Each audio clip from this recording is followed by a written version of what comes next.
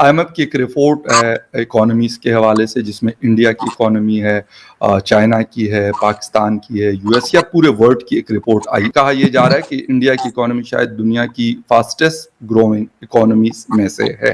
देखिए, आईएमएफ का अगर आप याद करें तो मैं पिछले आपको करीब एक आध साल से कह रहा हूँ कि इंडिया का इकोनॉमिक आउटलुक करीब 7 के आसपास जाएगा इस साल, और अगले साल 6 से 7 के बाद जाएगा, 6 to 7।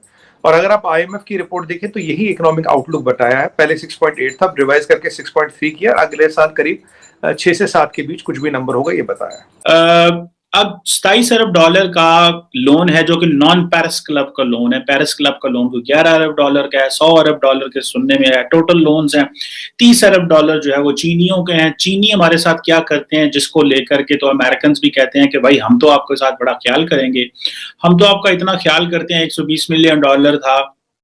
अब देखें ना, जब बातें 120 मिलियन डॉलर की लोन की डेफरमेंट की हों कि छोड़ दें, 120 मिलियन डॉलर छोड़ दें, अमेरिका कह रहा है चलो यार इनका 11 बिलियन डॉलर की रिस्ट्रक्चरिंग कर लो, चलो यार इनके 27 अरब डॉलर की जो नॉन पेरिस क्लब के लोन है उसकी रिस्ट्रक्चरिंग कर लो। नमस्कार दोस्तों, स्वागत है आप लोग का हिंदुस्तानी स्पेशल की एक और नए वीडियो में। दोस्तों, जहां एक तरफ पाकिस्तान अपने कर्जों पर रो रहा है और दूसरी तरफ जो भारत है उसमें खुशियां मनाई जा रही है। दोस्तों, दरअसल एक रिपोर्ट आई है आईएमएफ की तरफ से, जिसमें ये कहा गया है कि जो भारत है उसकी जो अर्थव्यवस्था है वो दुनिया में सबसे तेज़ी से बढ़ेगी।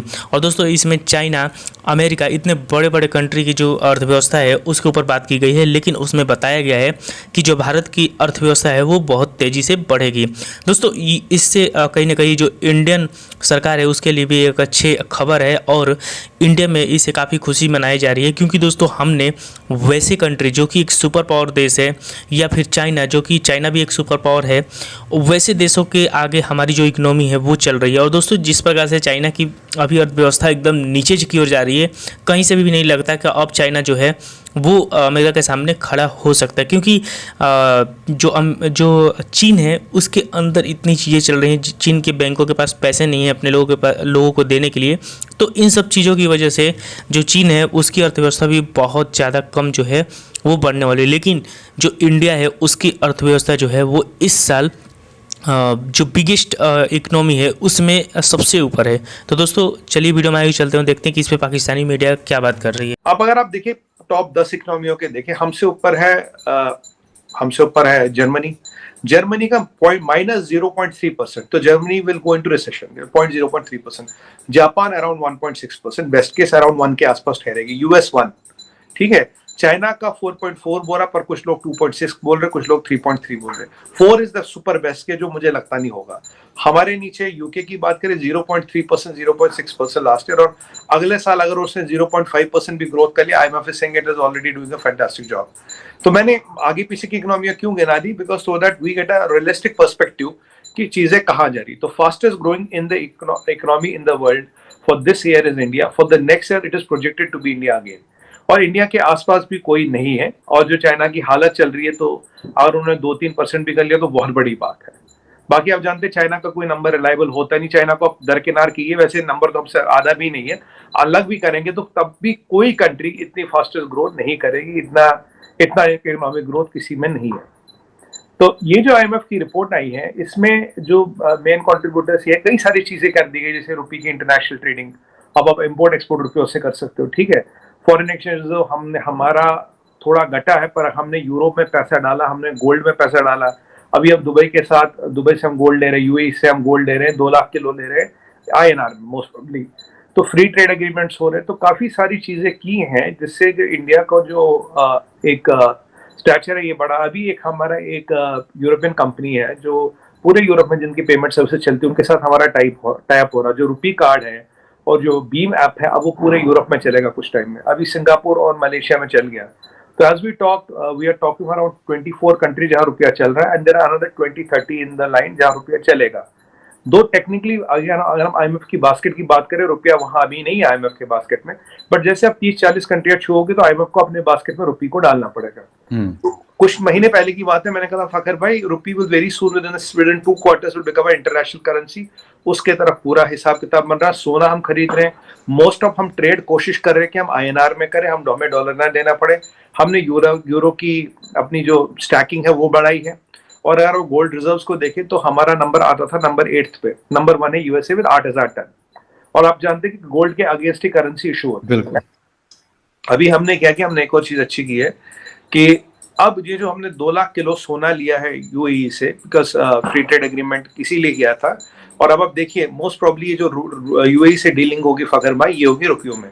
आप सोचिए यूएई के से ट्रेडिंग करते करते $73 बिलियन की ट्रेडिंग एज ऑन डेट है। अगर ये रुपये में हो गई तो कितना बड़ा फॉरेन एक्सचेंज बचता है, पॉइंट नंबर 1। और ये ट्रेडिंग बहुत जल्दी $100 बिलियन इधर जाएगी, क्योंकि हमें सोना और भी चाहिए। फिर मैं बताऊंगा क्यों चाहिए, उसमें भी एक लॉजिक है। और ये सोना सीधा एक गिफ्ट थी में जो अभी जो मोदी जी ने इनॉग्रेट की थी 1 आध महीने पहले, वहां बुलियन एक्सचेंज खुल रहा है इंडिया का पारा, वहां ऑलमोस्ट इंपोर्ट ड्यूटी कुछ भी नहीं है। तो इंडिया में लगभग बहुत कम कीमतों पे सोना मिलेगा, वर्ल्ड से भी कम कीमतों में यहाँ पे सोना मिलेगा, लगभग दुबई के प्राइस पे यहाँ पे सोना मिलेगा। ट्रांसपोर्ट जोड़िए, थोड़ा बहुत इधर उधर जोड़िए, एक ये इंपॉर्टेंट। अब ये सारी जितनी चीजें हो गई है, ये सब किसी चीजें किसको करके देख रही है कि भाई आगे का फ्यूचर क्या है। आगे के फ्यूचर की बात करूं, अभी हम 50 लाख बैरल तेल दिन में यूज करते हैं, 50 लाख बैरल तेल दिन में यूज करते हैं, इंपोर्ट करते हैं। अब देखिए, अगर हम रशिया से ये तेल लेते हैं और $30-35 पर बैरल बचाते हैं, 30-35 इंटू 50 लाख एक दिन का, इंटू 30 महीने का, इंटू 12, कितने billions of dollars do you save? You save a huge amount of money.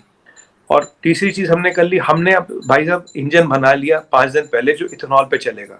Ethanol या पेट्रोल किसी पे भी चलेगा, 100% इथेनॉल पे भी चल सकता है। इथेनॉल की कीमत ₹50 लीटर और एवरेज पेट्रोल जितनी देता है।